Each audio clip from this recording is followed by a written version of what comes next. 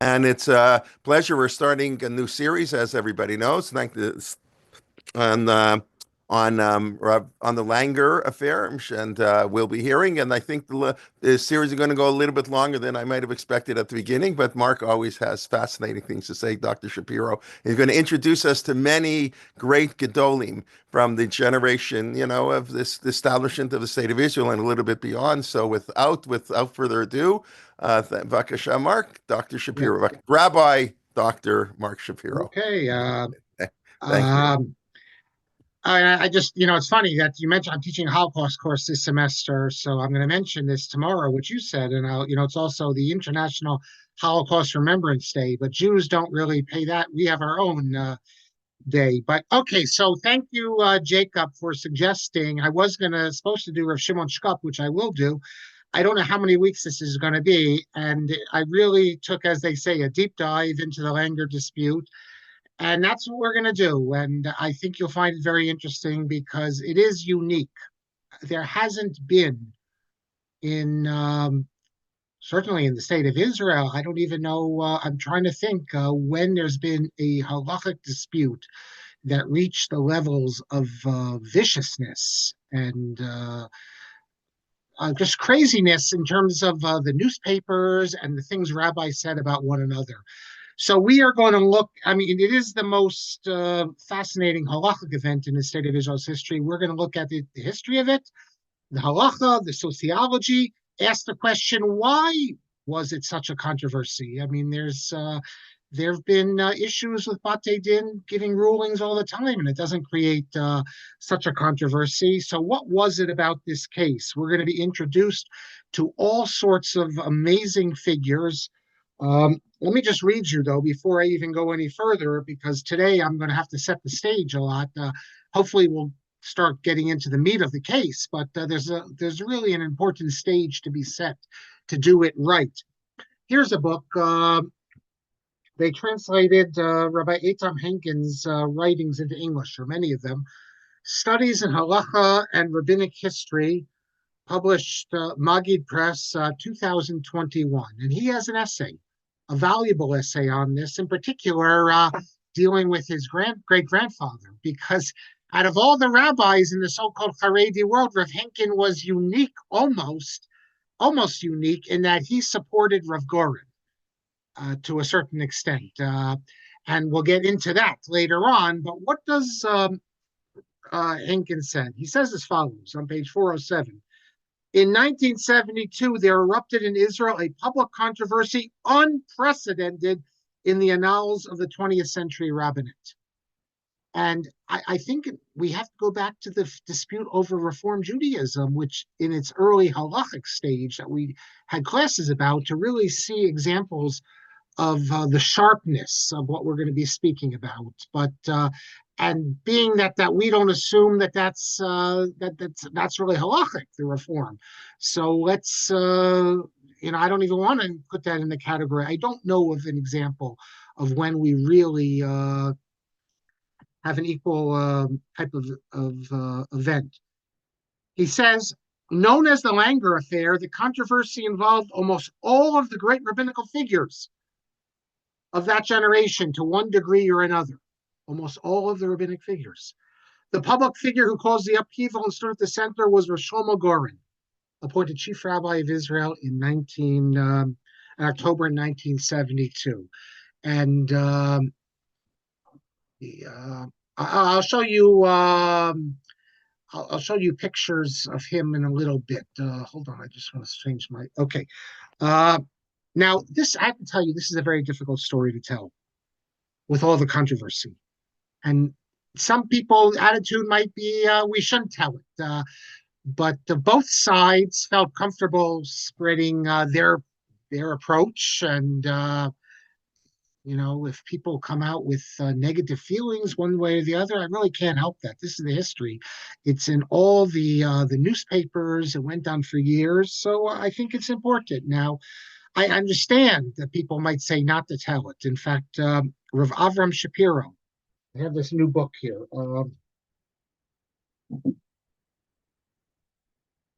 I picked it up because I thought it would be relevant to the course, and it is. It's Rav Aharon Shapiro called Av B'Torah, Av B'Chachma. It's on Maseches Avos, but it's full of stories. And Rav Aharon Shapiro, who was chief rabbi, in fact, I would go so far as to say he was the last chief rabbi of the state of Israel among the Ashkenazim who was a Gadol Yisrael. Uh, I don't know if you know that there's a new chief rabbi for the Ashkenazim, and I don't think most people even ever heard of him or even knew that there was. And that's going to be a big change because part of this issue was that Rav Gorin, he was such a great Torah scholar that you couldn't just ignore him. And we don't have, at least in the Ashkenazic side, great Torah scholars as chief rabbis. And the truth is that it was precisely because of the Langer case that's why the Haredi world thought it was important that the chief rabbis not be great gedolim, that they just be functionaries, basically. And that is the Haredi approach to the chief rabbinate. Now, Rav Aharon Shapiro was able to get in. He was based in Jerusalem, Rosh Yeshiva Merkaz Hara, but subsequent to that, there haven't been any Gedolei Yisrael of the great Talmudic sense. Rav Lau was certainly a great figure, but not in the way we're speaking about. And that has a lot to do with the Langer case, as we'll see many other things as well. But Rav Aharon Shapiro, one of the things he says in this book is that Rabbi Yehuda Leib Maimon, the great Rabbi Yehuda Leib Maimon, important religious Zionist, but he also wrote a lot about Gedolei Yisrael. He wrote 6 volumes called Sarei Hameya, which is stories of great rabbis. And Rav Shapiro says, no relation to me, by the way, Rav Shapiro says that he has all the nice stories in these 6 volumes. If he wanted to have the not nice stories, he'd have another 6 volumes, the 12. So we are going to be doing one of the not so nice stories, but it is so significant, so we have to. As I said, it encompasses halacha, politics, and the dispute focused on a ruling of Rev Gorin, who was one of the Gedolei Yisrael, and he was a unique individual. I gave classes on him at Torah in Motion. You can listen to it. In fact, right now, my most popular scholar in residence class is a talk I give on Rev Gorin and the IDF. And it's very much in Yana Dioma, as we say, because of what's going on in Israel. And he was a unique individual with revolutionary ideas. There never would have been a Langer affair had it not been Rev Gorin. Had it not come, this ruling we're going to speak about, on top of so many other things he did that were controversial. But that's not enough. You needed other aspects to make it into the so-called Langer affair. But he took seriously the idea that halacha was to be decided differently in a Jewish state than in the Golos. I don't know of any Gedolim today who have this approach. That now that there's an independent Jewish state where Jews are living, deciding their own destiny, that you can't decide halacha the same way it was decided in Vilna or Warsaw 200 years ago or 100 years ago. And that's going to be an important aspect of the dispute. When you are chief rabbi of the state of Israel, do you decide halacha in a more Klal Yisrael sense, where you have to rely on certain approaches that maybe wouldn't have been accepted in a different era? So that's going to be important. As I said, we've had halachic disputes, we've had bitter halachic disputes. We've never had anything like we're going to see. And I think as we go through the weeks, one thing which at least I always think about, and maybe you will as well, is that if in all the attacks on Rev Gorin, people forgot about the real tragedy. At the end of the day, this is a case of mamzerus, 2 young people who are told they can't marry. And you will see the people trying to show that Rev Gorin is wrong and attacking him. And yet, no one seems to remember that if Rev Gorin's wrong and you reject him, then 2 people's lives are ruined. That's never even mentioned. That just becomes, it's not even an afterthought. It becomes a way to destroy Rev Gorin, who, to his credit, at least I'll say to his credit, was willing to sacrifice his career to a large extent, his place among the Gedolim, for what he thought was correct and for 2 young people. And that is overlooked. Now, depending on your perspective, you will regard Rev Gorin, the way I just expressed it, as one of the greatest rabbinic heroes, a person who was willing to suffer the most incredible abuse, I think, in history in the name of halacha, and to suffer this abuse in order to help his fellow Jews. Or you can see him as one who was willing to use halachic loopholes to bring himself into power as part of a dirty deal with the labor government to become chief rabbi. So clearly opposing views on how you view Rev Gorin. Now, I want to read you during the dispute, one of the Dayanim who supported Rev Gorin. The dispute, as we'll see, was so bitter that Rev Gorin's supporters could not make their identity public. When I say bitter, I mean bitter in the sense of matter of life and death, like letter bombs and things of this nature being sent to Rev Gorin's house and physical attacks. It was such that for actual physical safety, rabbis had to keep their identity secret. And but I will be able to identify who all these rabbis are, with maybe one exception. And I have to thank a man named Yair Halevi. I was all ready for this course, this semester, or this section. Get out of here. I gotta shut off. I was all ready for this. And 2 weeks ago, I get a hold, thank you to Yair, of his doctoral dissertation. And his doctoral dissertation is about the Haredi Revolution. He actually argues that the Langer affair was essential to create the new Haredi society. So in the last 2 weeks, I quickly went through it and I just added a lot more material, interesting stuff. So thank you very much, Yair. And but he quotes on page 166 one of the Dayanim who says as follows speaking to Rabbi Tzal Jolti. We'll be introduced to who this Rabbi Tzal Jolti is a little later, but he is the big antagonist, or one of the big antagonists to Rev Gorin. And the Dayan says to Rav Jolti, if you want to continue your battle against Rev Gorin, that's perhaps your zechut, you have the option to do that. But how are the ach and the achot? That's what it was called, the ach and the achot, the brother and sister, the Langer kids. How are they guilty? Everything you're doing, you're hurting them. He says, are they your ammunition to fight against Rev Gorin? Now, I'm going to tell the story as much as I can from an outsider's perspective. And now, obviously, we're going to get into halachic disputes. I'll share with you both sides.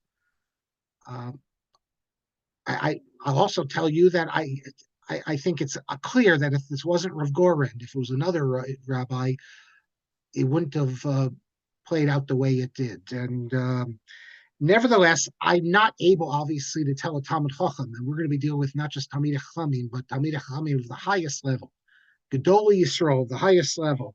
I can't tell them that they misunderstand the Gemara or misunderstand the Tosfot. Obviously, I can't do that.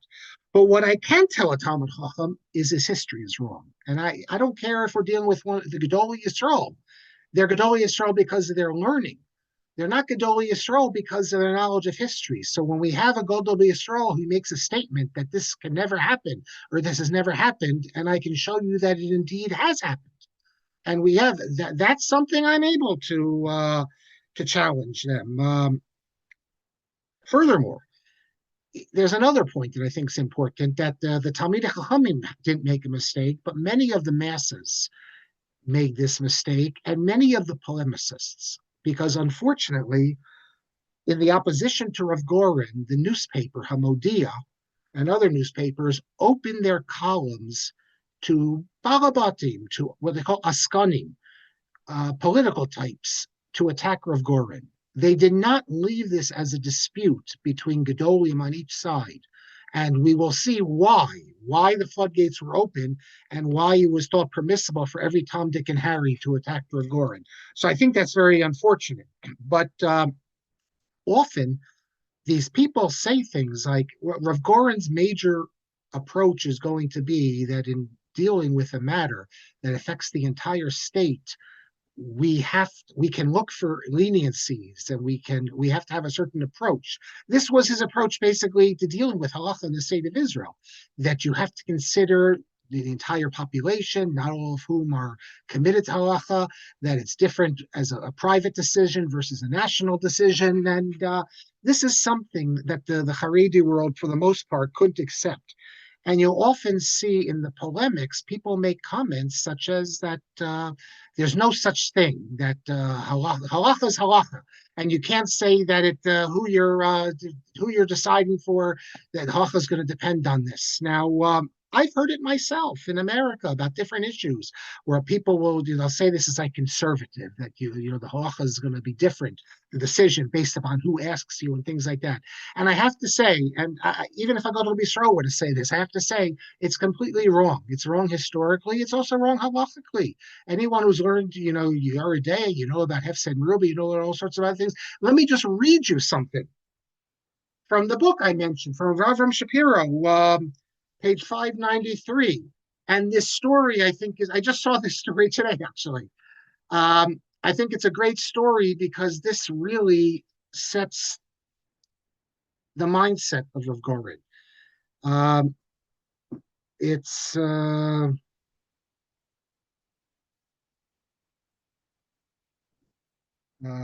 actually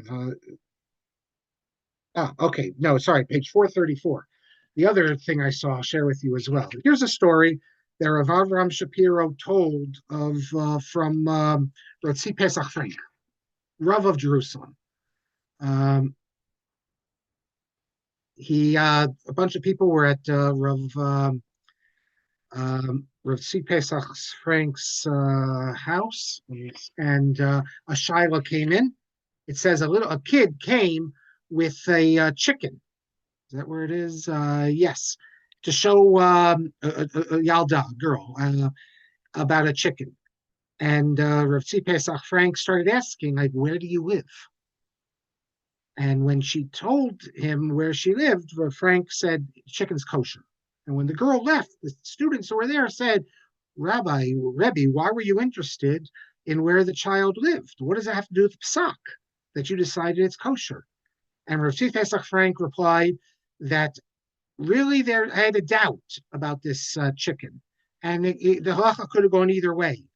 But when I heard that the girl came from far away to ask a question about a chicken, I understood that they're a very poor family because they have Rabbanim in their neighborhood. They could have asked. But the fact that she sent her child all the way to me, because obviously she wanted to make sure that, she was worried that the local rabbis might not feel comfortable giving a ruling of leniency. And it must be that this is a very poor family. That's why they'd go the extra mile. It's not like they could just throw the chicken out. And therefore, that forced me to rule that lenient. And the editor here says that Rav Aharon Shapiro used this story, that when we decide halacha, we decide it by the person, the questioner, and the place. The al haposek, and the posek has to see the hashlachot, the results of his psak in a larger, in the long view. It's not just the chicken; it's the fact that the family's poor, and Rev Gorin's point is going to be that we have to take the long view. The other point I wanted to mention, I saw in this book on page 593. Just a different case was that they tell us, see, one of the issues is going to be that the Beis Din is going to rule that the kids are mamzerim, and then Rev Gorin is going to open it up. And we're going to see that Rav Nissen, the chief rabbi, thought that it was okay to reopen this case, and others thought differently. It's an interesting question. Can you just reopen a case that you give it to a different rabbi to try to find a heter? And Rav Aharon Shapiro, another story is that Rav Aharon Shapiro, a case came to him, and he saw that he could not paskin it lakula. And the rabbi saw it, he couldn't paskin lakula, lenient. He went to Rav Aharon Shapiro, and Rav Aharon Shapiro said that he too could not paskin lenient. However, he said, you can tell this woman that she can go to a certain rabbi. if we can't be lenient, if we can't be lenient, she doesn't need that as Rav Aharon Shapiro said, that you and I, we don't feel like we can paskin this and come out with a lenient decision.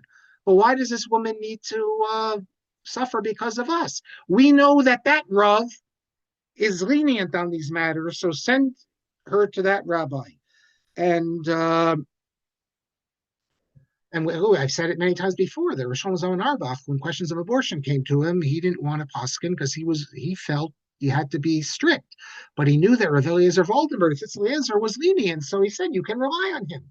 So the question is, why in this case we're going to see, did the rabbis feel who oppose Rev Gorin that even though they didn't see the way to decide leniently, why wasn't Rev Gorin great enough that we can rely on him? So that's a story we will deal with. Furthermore, I did a whole series of classes on Rav Shapiro. I wish I had this book when I did it, but let me share another story with you, which is also directly relevant to the Langer case. And this comes from page 595. It actually comes from Rav Kook. I found it in the letters. But actually, let me read Rav Kook's letter. Rav Kook's going to have us part in this story as well, as we'll see. But if you look in the letters of Rav Kook, number 483, Rav Kook tells the following story. In the days of Rav Leibel Shapiro, the Rav of Kovno, the leaders of Kovno, Nichbedei Kovno, wanted Rav Yisrael Salanter to live in Kovno. And when they asked Rav Leibel Shapiro, he said to them, if he wants to accept a position as a dayan, as a Rav in Kovno, that's very good. But if he just wants to live here as a private citizen, I don't want him here. That's what Rav Leibel Shapiro said. Why? I mean, who would not want Rav Yisrael Salanter to live near them? So what did Rav Leibel say? When they asked him why, he said to them, Sha'afilu hagaon hayoter gadol v'hatzadik hayoter niskav, even the greatest gadol and the greatest tzaddik, lo yuchal la'amod al da'ato shel hameshubad horot l'rabim, does not understand what it means to be a rav who has responsibility for the people. U'adat sarat nafsho, and to know his difficulties. Kedei ladunot l'kafsot, to be able to judge him l'kafsot favorably. A rav who has the responsibility of an entire community, he has the responsibility on his shoulders. He has to take into account all different considerations. If you have an independent Talmud Chacham living in the city who doesn't have these responsibilities, say a Rosh Yeshiva or something like that, they're not going to appreciate and understand leniencies that you offer and kulas, and they're going to be criticizing you. But they don't know they're not in your shoes. And Rav Leibel, I mean, it's hard to imagine Rav Yisrael Salanter, who himself was known as a big, lenient Amekel. He's the one, the whole story we tell about Yom Kippur, and the Dayanim didn't want to permit eating on Yom Kippur during the cholera epidemic. So I think Rav Leibel Shapiro was probably worried for no reason. But we understand what he was saying. And in fact, Rav Avram Dov Ber Kahana Shapiro, the later Rav of Kovno. Hold on, let me pull the picture of him. I can tell you that Rav Avram Dov Ber Kahana Shapiro, he, hold on a second, let me get a,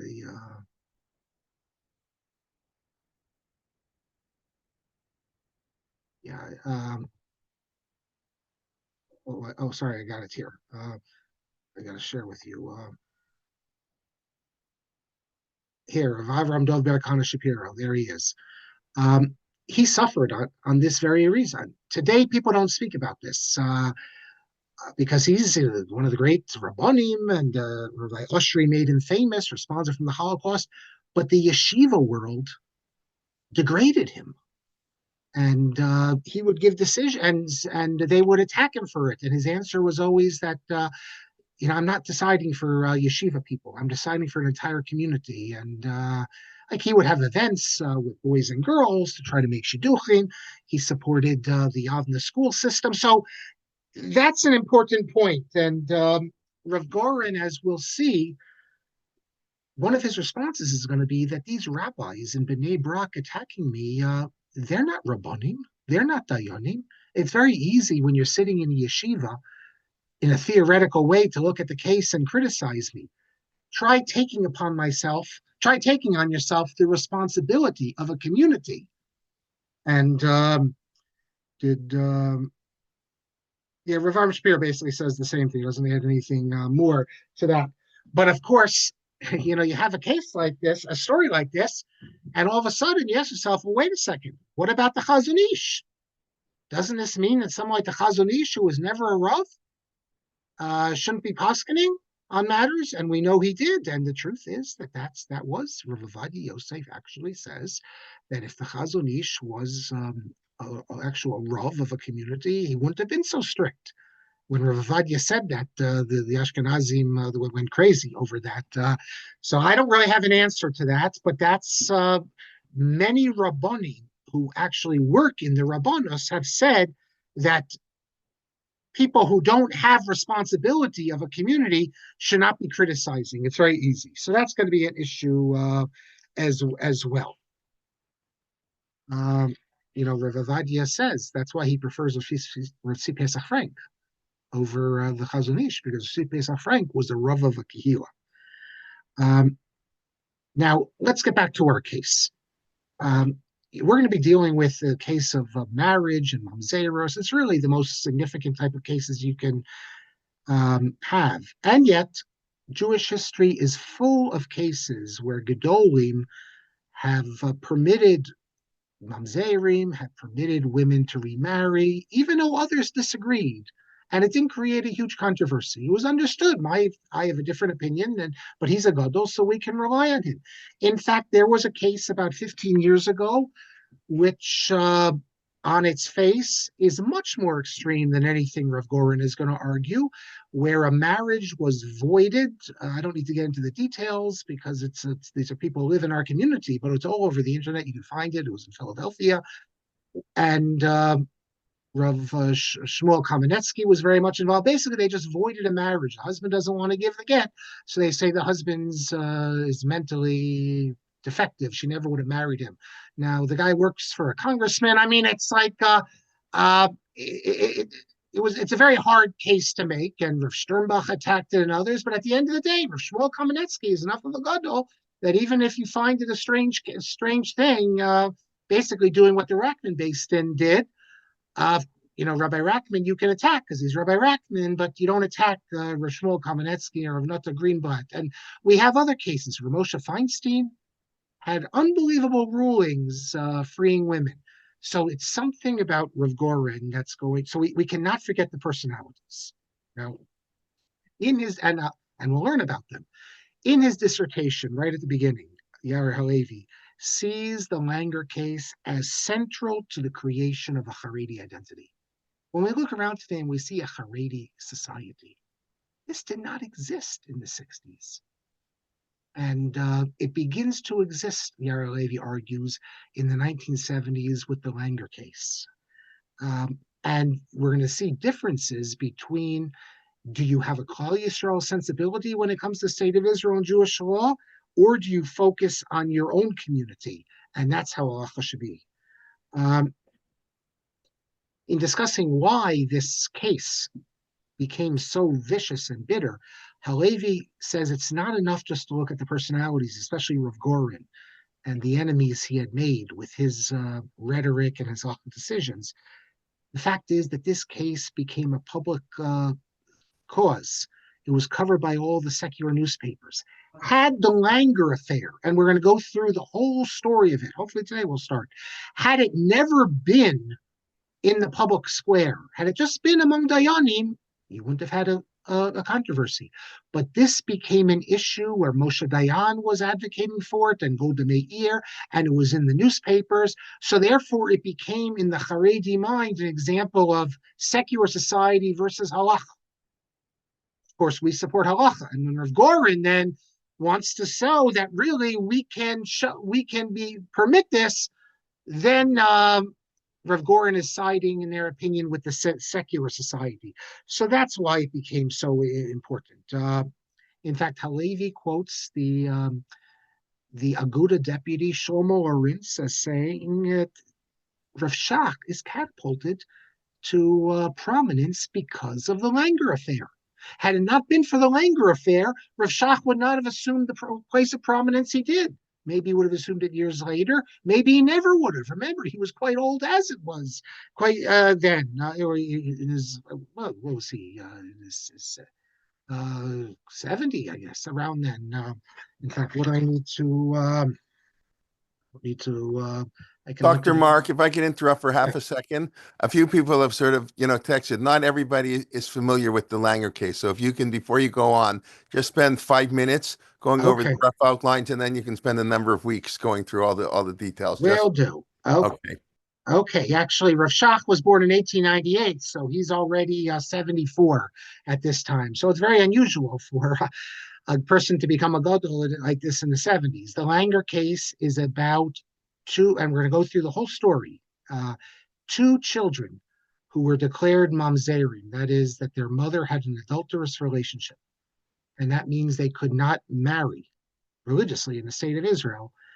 And this became a huge cause celeb that the state of Israel politicians were speaking about and instituting secular marriage. And Rev Gorin was able to find a way to permit the children to marry. How he was able to, we'll get into. So you might be wondering, this is the greatest halachic dispute ever to hit the state of Israel. As Henkin said, the greatest halachic dispute ever in the 20th century, maybe the most vicious halachic dispute in all of Jewish history. This is because the one Beis Din ruled that two children couldn't get married, and another Beis Din ruled they could. Why should that even be an issue? That's what makes the story so tragic and so fascinating. And that's the case. It's a case of mamzerus.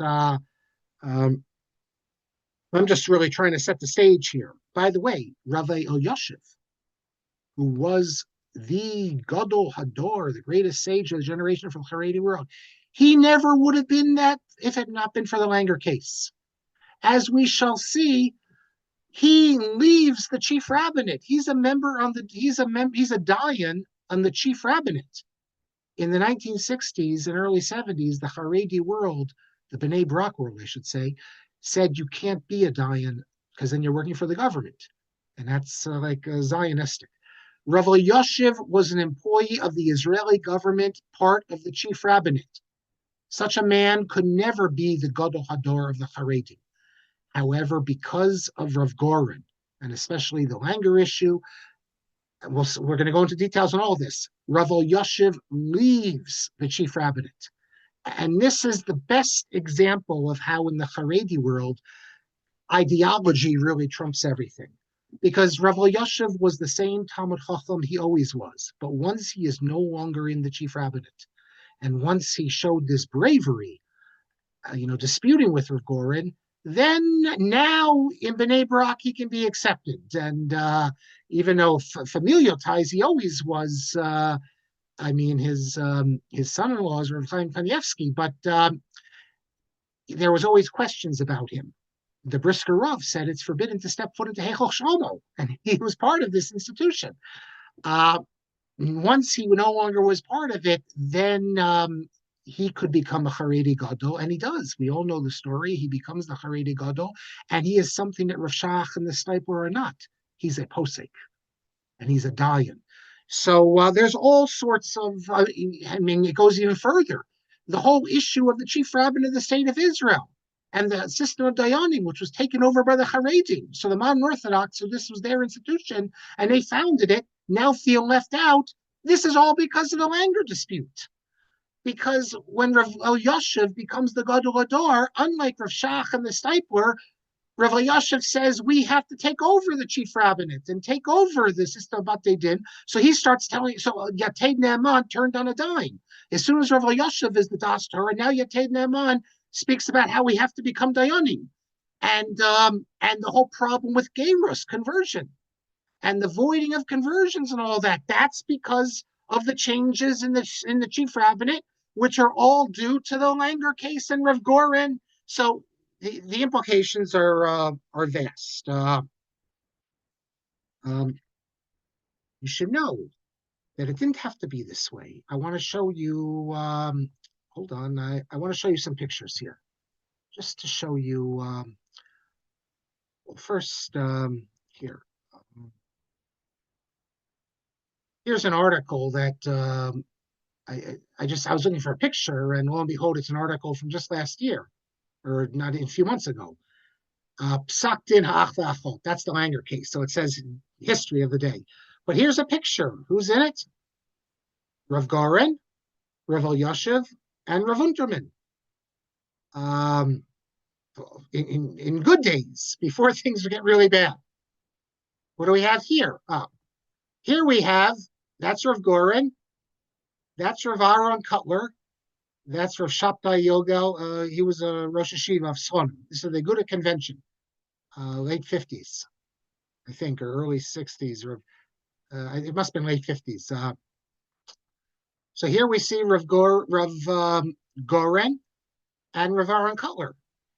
Rev Aharon Kotler was very fond of Rev Gorin. Rev Aharon Kotler knew Rev Gorin very well because Rev Gorin was the Talmud Muvhak, the leading student of Rav Zalman Meltzer. I shouldn't say leading student because he went to Hebron really, but close Talmud, not in an official sense, of Rav Zalman Meltzer. Rav Zalman Meltzer writes an approbation to Rev Gorin's first sefer. So much so that here's a letter, copy of a letter, where Rev Aharon Kotler is trying to get a shidduch for his daughter, and he writes to Rev Aharon Kotler, writes to Rav Zalman Meltzer, his father-in-law, hey, I guess that should be like heyach. Hu hamatzav odot Rav Shlomo Goranchik. What's the situation with Rabbi Gorin, Rav Goranchik? Im hu panui adayin, if he is still single, madua lo yikanes klal b'cheshbon. Why aren't we thinking about when I think about a shidduch for my daughter? Why aren't we thinking about Rev Gorin?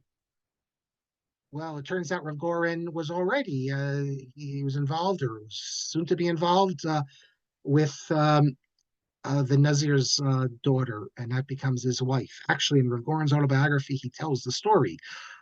He wasn't involved yet with the Nazir's daughter, because in his autobiography he tells the story. He doesn't mention Rev Gorin, but he says one of the Gedolim was interested in him, and whatever, he says that it wasn't for him. So she ends up marrying Rav Dov Schwartzman, and so it's interesting. Had Rev Gorin become the son-in-law of Rev Aharon Kotler, maybe he would have been protected in a certain way. It's hard to know. Here's another. Let me show you another picture. Hold on a second.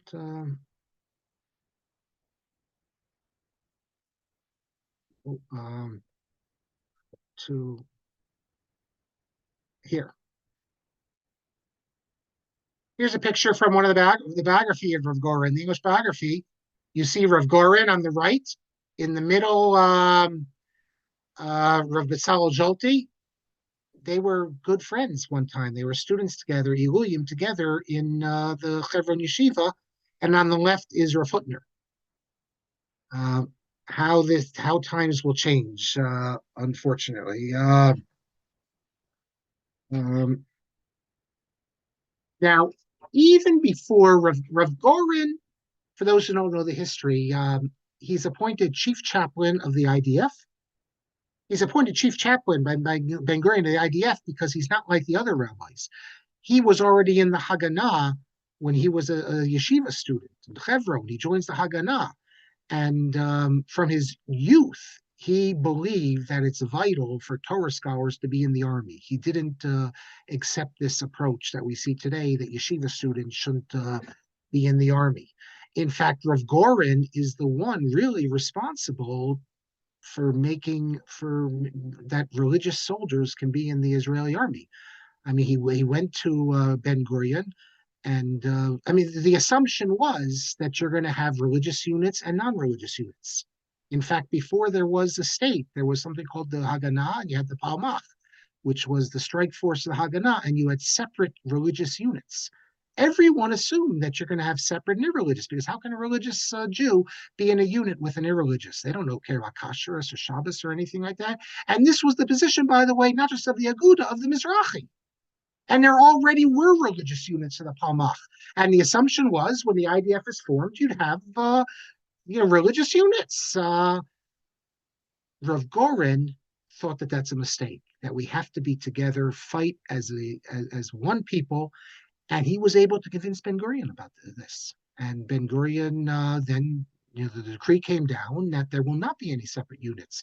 And since then, until today, now you have the Nachal Haredi, but the idea that you'd have separate units for the irreligious and the religious, it was that all Jews are together.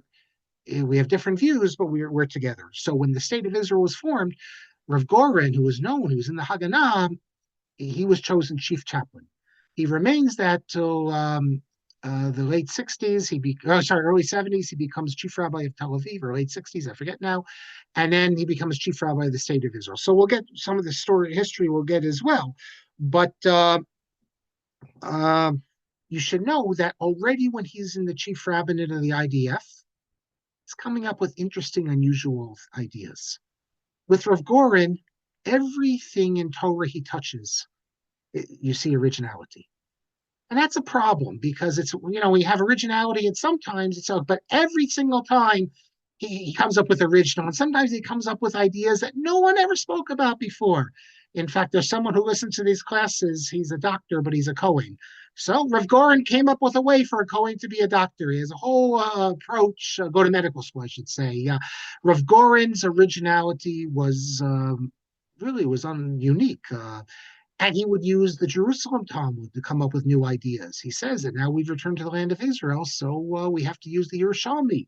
And so as long as he's in the army, though, this didn't bother what we call the Haredim today. They didn't bother him so much because he's in the army. He's doing important work. Once he becomes chief rabbi of Tel Aviv and then chief rabbi of Israel, then that's going to be a danger to the halachic system. In fact, right before he was elected chief rabbi, they come out with a book appears. And here's the title of it. Hamaracha al Hatzalat Harabanut Harashit, that is Vahasakana, and the danger of the appointment of Rev Gorin. So this is Tishrei, so the fall of 1972. So this is a book, and it's full, a small book, but it's full of all what they say are the improper things that Rev Gorin advocates for. Rev Gorin gave talks in which he spoke about how Jewish law it's not frozen, that we can find halachic solutions. Now, if Moshe Feinstein said it, no one will bat an eye, but Rev Gorin was known that he really meant that we can have new approaches in the state of Israel. So it's a whole book with various statements that Rev Gorin stated that they thought were problematic. His views on conversion. We're going to see his views. In fact, at the end, we're going to talk about the case called the Seidman case, in which Rev Gorin's approach on conversion is going to be at odds with the approach in the so-called, I say Haredi world, because today we call it that. It wasn't called it then. So there was a great danger. And how did Rev Gorin become chief rabbi? I'll get to that as well, next class. I just want to mention, however, that there's in this book, for all the criticism, all the stuff they say about Rev Gorin, I have to acknowledge that even before he becomes chief rabbi, we find criticisms of him from important figures. So here, I want to show you a statement here. Here's a statement from the summer of 1972. And this statement could never have appeared a few years before when Rev Gorin was just in the army. But it says as follows. I want to make myself a note here. I want to show you something next week.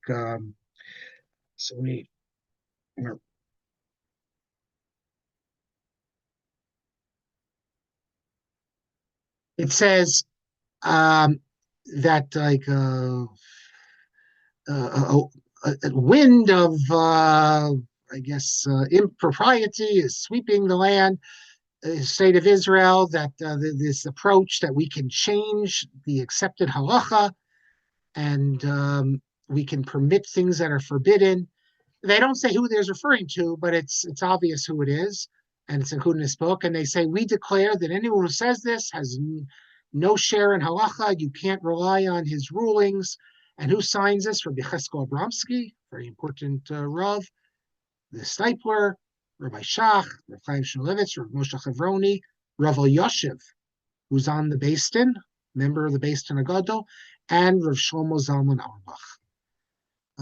So already you see here that this is not going to be like the other disputes that we know. For the Stipler and for Rav Shach to attack someone like Rev Gorin, that's to be expected. You're not going to lose sleep over that. Yes, those are Gedolei Yisrael. You have to respect them, but you can ignore their attacks because you know where they're coming from if you're in Rev Gorin's camp. But Rav Shlomo Zalman Auerbach never attacked anyone. And Rav Shlomo Zalman Auerbach sees Rev Gorin as a danger. His approach to halacha. Rav Elyashiv is not a political person, was never a political person up to then. He simply was a dayan. And yet he signs, as a dayan, he signs a document, and we're going to see his involvement in opposing Rev Gorin's election to Chief Rabbi next class. He signs this document. Rav Yecheskel Abramsky. What does Rav Yecheskel Abramsky have to do with politics? He doesn't, and he signs this. Furthermore, Rav Chaim Shmulevitz, he's not a political person, and Rav Moshe Chavroni, Rosh Hashiva of Hebron. Now, Rev Gorin is from Hebron. He's considered the Eli of Hebron, the great one from Hebron. So already you see that it's complicated here. Let me begin with 5 minutes. We'll start the case, and then I want to show you things I didn't get to last class. Okay, so let me begin with the story, and we're going to we'll start with the story, and then we got to explain. There's all sorts of aspects which we have to explain. I mean, after all, how is it Rev Gorin becomes chief rabbi? There already is a chief rabbi, and what do the politicians have to do with this? But let's start with the story. In Kislev, December, I guess it was, in 1973, Rev Gorin issues a psak that these Langer children, I can show you pictures of them, are not mamzerim. And on that very night, both Langer children are married. The marriages are performed by Rav Mordechai Piron, chief rabbi of the army. He took over from Rev Gorin. And the other wedding is performed by Rav Ushpizai, who was the rabbi of Ramat Gan. This ruling of Rev Gorin and the marriage, and they were careful to do the marriage immediately to make a fait accompli, came after the case had been in different courts for many years, and 12 different dayanim meeting in different courts had ruled that the Langer children were mamzeri. However, Rev Gorin came to a different ruling. So let me begin with the story. You can find the story told in a number of places. One of them is in Rabbi Bleich's article. He has an article in the Langer case, but there's many. So I'll use Rabbi Bleich. I'll use others as well. In Poland, there was a girl named Chava Ginsburg who was 14 or 15. She met a non-Jewish boy whose name was Barakovsky. They ran off and lived together, even though she was underage. She converted to Christianity, and they married in the village church. Now, the story that was later told is that the young man converted, took the name Avraham, and remarried Chava in a Jewish ceremony. And they had 2 children. The one was born in Poland. The one born in Poland was baptized by the father, which, by the way, raises questions about did he really convert? So The story is that he converted, they remarried, they had one child in Poland who was baptized, and then another child in Israel. In 1933, they moved to Israel, and they later separate without getting halachically divorced.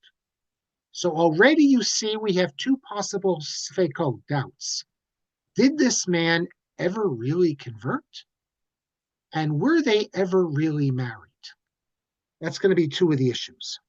Chava would later meet and marry a Jewish man named Otto Langer. And later, she would reveal that she falsely told the rabbi who married her to Otto Langer that she had never been married. And she gave her name not as Chava Barakovsky, but as Chava Ginsburg. Later, in 1951, Avram Barakovsky and Chava Langer come to the Beis Din in Tel Aviv. Barakovsky wanted to get remarried, and he needed a get to get remarried. So that would imply that he did feel Jewish, because why else would he need a get? But so when they were at the Beis Din together, it becomes known that obviously they were married, and yet Chava never told anyone that she was married when she married Langer. So that means that the marriage to Otto Langer was an adulterous marriage. Now, Chava had two children with this Otto Langer. One was named Chanoch, and the other was named Miriam. This husband, Langer, died, and Chava wants to remarry, and she comes to the Beis Din in 55. In 1951, the Beis Din doesn't realize that she has children. But in 1955, she comes to the Beis Din in Tel Aviv, and now the Beis Din learns that she wants to remarry, that she has two children. But they also know from the records that her marriage to Otto Langer was adulterous because she never got a get from her first husband, and she has two children, Chanoch and Miriam, and they declare these children mamzerim. It's like an open and shut case. She's married to one guy, Barakovsky. She separates from him, doesn't get a get, marries a second person, has children. The two children are mamzerim. And this is recorded in a book so that all future Batei Din will know in the state of Israel that these two children are mamzerim, so they can't remarry. Now, today they don't have books, they have computers. This is an issue we have to keep in mind because we know that in previous years, it's hard to understand halakhically how this is possible, but we know that they didn't keep records of mamzerim. So we have reports that if in one city kids are mamzerim, they'd be told to go to another city where no one knows them. But that's hard to understand because there's still an isser on the mamzer to marry someone else. And yet we know this was done. That the idea is once the mamzer is absorbed, it's forgotten. So we know people would do that, and we even have reports that rabbis would advise doing that. But it's hard to understand. I've never seen in a sefer that a rabbi says to do this, although there are reports they did, because I don't see the mamzer is still forbidden. But we know that the people knew that if the mamzer was forgotten about, they could remarry. So we know on their own people would just go to other places and disappear, as it were. Okay, so what's going to happen then is in the 1960s, both Hanoch and Miriam want to marry. And but of course they're mamzerim, so they can't. So that's where the story is going to get tragic, going to get interesting. That's really where we're going to pick up next class. What I want to do this class, before I get to the questions, there's still a couple things. We'll go a little late today because in fact, I'm going to save till next class. The other things I want to show you, I do just want to show you because I'm on a different computer that you can hear things. I want to show you something. We've spoken in the past about the Pioneer Hotel. There's the hotel of Leo Gartenberg that all the Gedolim used to go to, which was never under hashgacha, that today they tell you it's forbidden. It's absolutely, I can't say how many people have written to me that they remember going to the Pioneer Hotel. Nikki, I think you remember too. And, but I told you, I worked at Simcha by the Sea, where Rav Moshe Feinstein's family came. I was the waiter for Reuven Feinstein's daughter, Shevbrach. There never was a mashgiach there. And yet I know that today you're not allowed to believe that this ever happened and this, whatever. But I'm going to play you something now because so many people were interested. We spoke a lot about the Pioneer Hotel, but there's a lot of hotels that are like this. And I've had this for a number of weeks. I didn't get a chance last semester. What I'm going to play you now, it comes from the website of the shul in Kew Gardens. I don't know if it's the Young Israel or Fabian Schoenfeld shul. And he was interviewed by someone because he was very close to Aharon Kotler and close to Soloveitchik.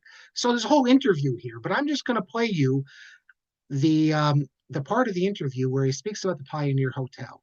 Now, again, today, if you were at a kosher restaurant and what he describes happened, immediately no one would go to this restaurant, and the hashgacha would be considered no. I mean, you can imagine.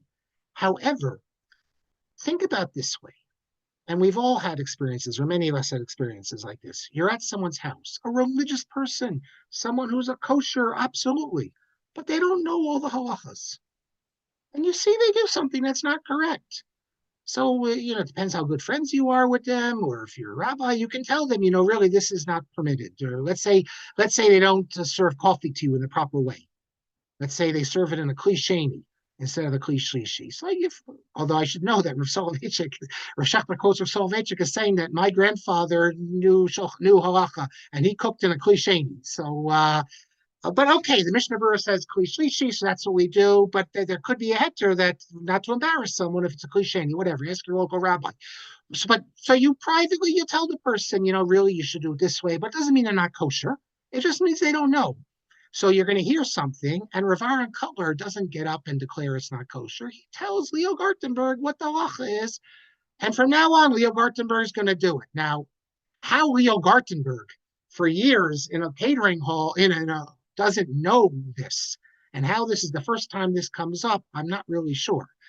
But listen, kasha from a maisa, we say in yeshiva, but I just want you to hear the story because I think the story is, I think it's incredible. So here, let me play it for you. And this is Rabbi Fabian Schoenfeld. And then I'll take the questions. I was once in a convention of Torah Masar in the Gartenberg Geschäfte, the Pioneer Country Club. And I was sitting, it happened at the table next to Rav Gorin. Rav Gorin came to speak. In those years, people went makbid on mixed seating. Okay, Rav Gorin came to speak at the convention. I was sitting there, and Rav Gorin was eating in the table mamish next to me. And he calls over Leo Gartenberg. Did you know Leo Gartenberg? He says to him, Mr. Gartenberg, what's the problem of kashrus? There was not much mashgiach there. Gartenberg was Gartenberg. Right. And he said, who's your cook? So he said, my cook is Mrs. Buxbaum. Right, I remember her. Yeah, Mrs. Buxbaum. Sie kocht alles allein, Rav Gorin asked him. He said, no, nicht alles, the andere. Is there any goyim among them? Yeah, I've got a couple of goyim cooks to help a cook. What's that from a bishlakim? So Gartenberg, no. He says, tell me, sag mir, wer sitzt on the fire dort? Sagt er, tell you the truth, ich weiß nicht. I assume, I don't know. So Rav Gorin says to him, herzlich ein, Mahayoim v'hala. Which means from right now as we're eating, you have to give me a haftacha, and I trust you, that all the fires will be lit by Yisrael. Not the goyim can kochen, but the halacha requires you to light the fire, the pilot light. Right. I was sitting there, Rav Gorin said this. Rav Gorin introduced the whole idea of it's not an idea, that here's a Shulchan Aruch. But to make sure that all these hotels know this halacha. Leah Gartenberg promised him, and believe me, Leah Gartenberg promised it was done. Right, I'm sure of that. So here you have, he's telling us that in the Pioneer Hotel, that all the Gedolim ate, that there was Bishul Akum, that they didn't properly light the fire. So what does Rav Aharon do? He tells them, this is what you have to do. But he trusts the Gartenberg. Gartenberg didn't know the halacha. So now he told him, now Gartenberg knows the halacha. So that's Rabbi Schoenfeld speaking to this guy. He collected all these interviews about Rav Aharon Kotler. So if you find the story amazing, and it is amazing, but it's really no different. The hotel was like at someone's house. If you go to someone's house and you see that a non-Jew turns on the stove and cooks it, you tell them, that shouldn't be done this way. You have to do it. That's how it was Hamish, and that's how. So what can I tell you? That's Rabbi Fabian Schoenfeld telling the story, and so let me get to the comments here. We've just begun, so let's see. Ben Melech says deciding differently in the state of Israel is also part of Yishai Leibovitz's critique. Yes, it is true. Although Yishai Leibovitz is not, he's not a posek, he's not a Gadol B'Yisrael. He set forth ideologically that we have to decide differently. And the rabbi should figure out how to do it. But Rev Gorin really thought, just think about this. You're in it's in all areas, let's say police. From the Haredi perspective, the irreligious, they'll be the ones who are the policemen.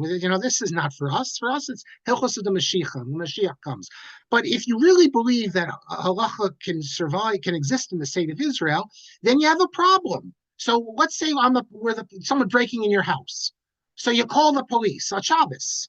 You're allowed to call the police. It's a matter of life and death, maybe. So the police come to your house, they arrest the guy. What are they supposed to do now? Are they supposed to stay in your house to the end of Shabbos? Can they drive back to the police station? These are the sorts of questions. You're on an army base. Can you continue working on the tanks and everything?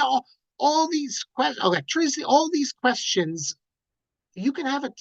The Shulchan Aruch assumes that there's going to be a goy around on Shabbos that you can help you if you have an issue. What do you do if you're living in a place in Israel where the local Arabs, it's dangerous? You have you have no goyim. These are questions, and so Rev Gorin was the first one to really deal with this. Okay, sorry, I didn't. Okay, so I summarized the actual situation. Someone says Rav Moshe, Rav Kamenetsky, Rav Henkin, and Rabbi Kelman said we should follow the Aruch HaShulchan, not the Mishnah Berurah, as the former was the Rav. Yes, that is true. That the Aruch HaShulchan was deciding not in a theoretical sort of sense, but as a communal rabbi.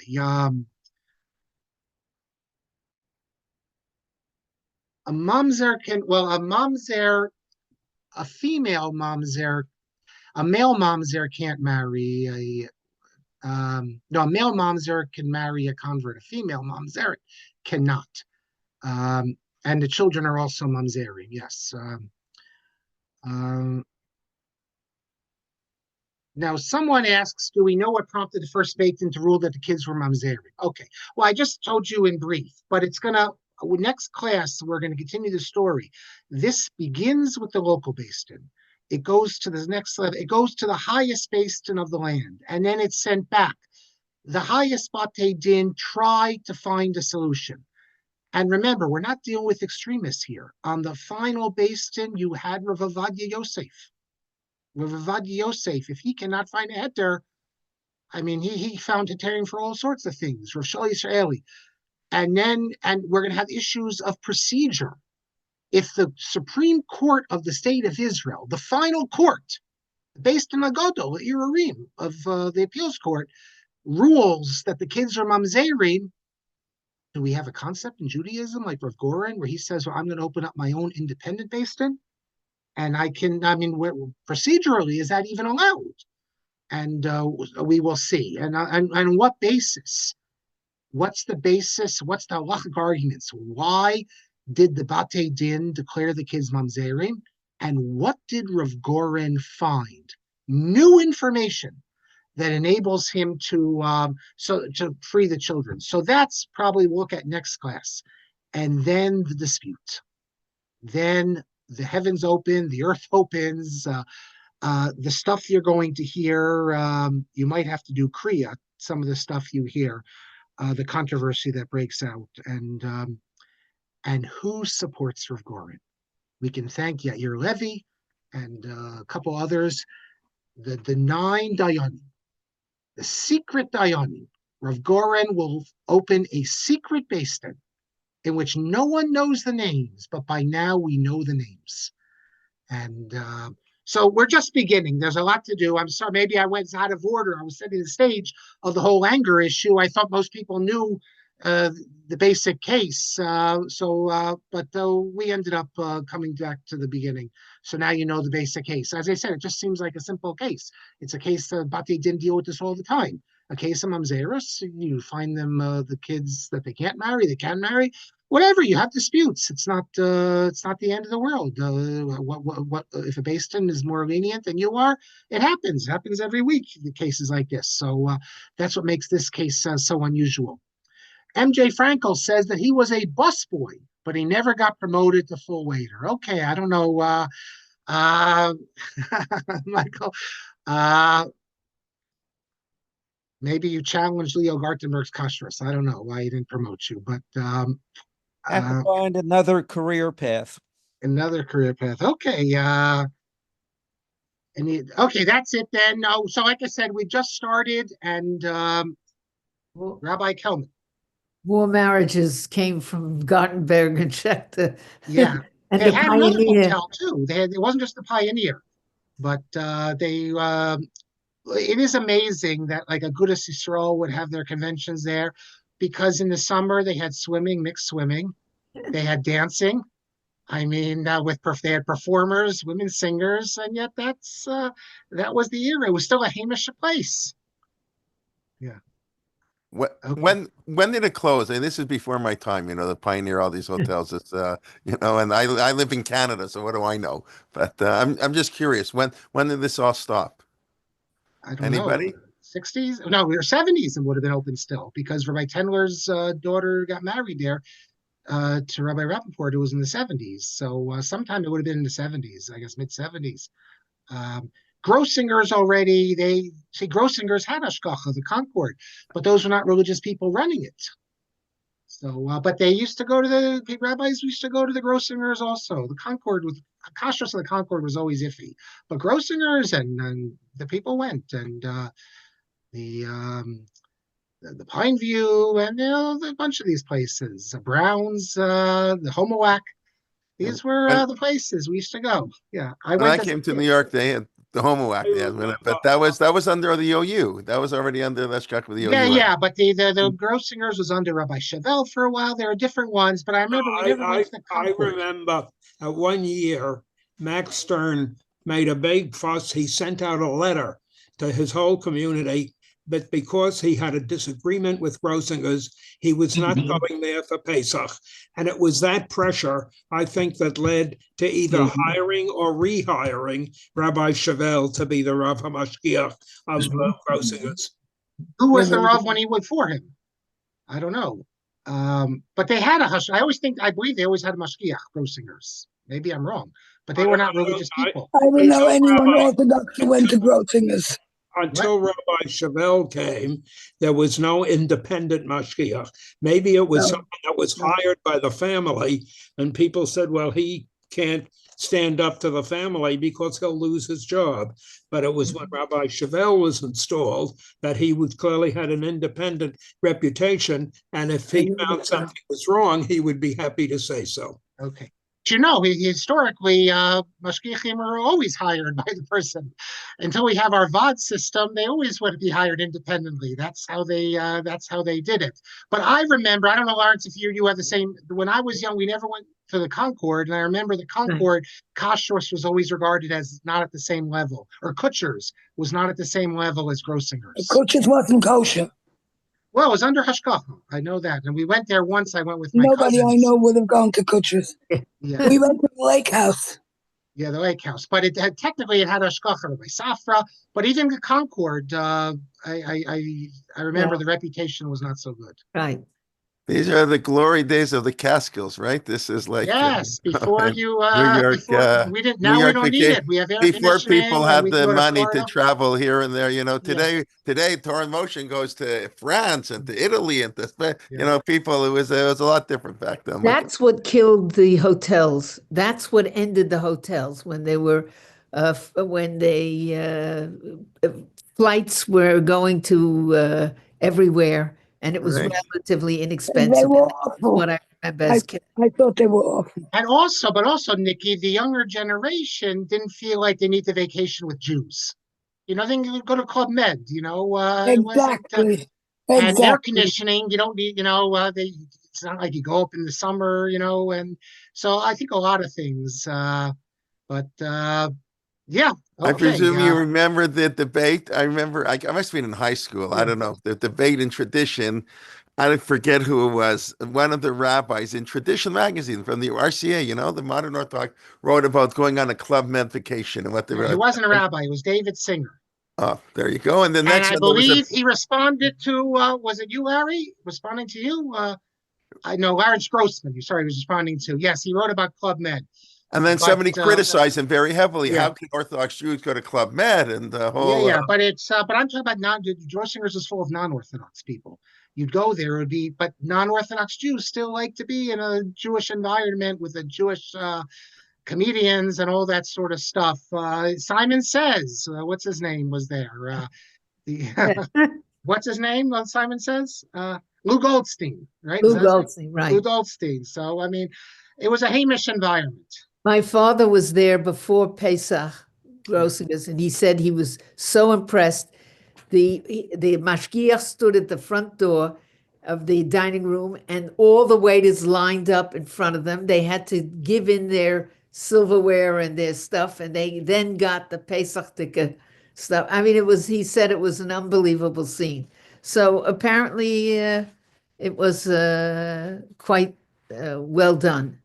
Yeah. Okay. Okay, Thank you. very nice. Trip Yeah, down yeah, yeah. memory lane. But okay, this is just like I said, I always say it's like the song. We've only just begun. Next week we'll get into really the meat of this whole issue here and be Rabbi. Okay. Okay, thank you. Okay, tomorrow, Rabbi Shuma, have all our regular classes this week. Next week, by the way, we're going to have two new classes that are beginning. Tamar Whiteman's going to go, it's Rosh Chodesh Shvat, which means Rosh Chodesh Adar is not too far away. So we're going to start on Megillat Esther. And then that's Monday. And Tuesday, Rabbi Adam Mintz is going to be giving a 5-part series, I think fascinating, on related, I guess, a little bit, but coincidentally, on the history of conversion in America. I think everybody here knows that the conversion standards were different in the 50s and the 60s and the 70s into the 80s and whatever. So Rabbi Mintz will be giving a 5-part. That's going to be starting a week Tuesday. So next Monday, next Tuesday, and then all our regular classes are continuing. So look forward to learning with you. So I always say your admission is to invite one person to come to a class who hasn't come before. That's what he asks you to do, and that's word of mouth is our best form of advertising. So please invite your friends to come to. We have many different classes on many different subject. They gotta like something. Anyways, okay. Thank you everybody. Lila Tov, and we all good thing. And thank you, the Sasson family, for your sponsorship. And okay, we look forward to learning with you in the near future. Lila Tov, everybody.